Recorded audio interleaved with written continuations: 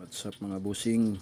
Turuan ko kayo kung paano mag-participate sa Binance Chain Farming. Kailangan nyo lang is mag-store kayo ng 10 USDT sa wallet nyo. As in, nasa wallet lang.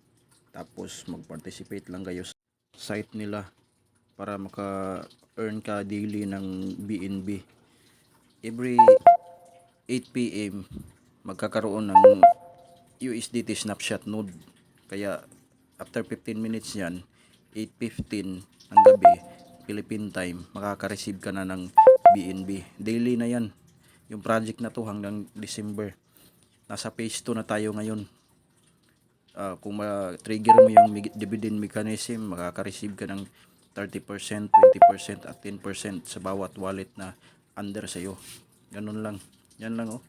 Tingnan mo lang yan. Nakaka-receive na ako. Yung fund mo nasa wallet lang talaga, wala sa site. $10. Hindi naka-deposit sa ibang platform or sa site.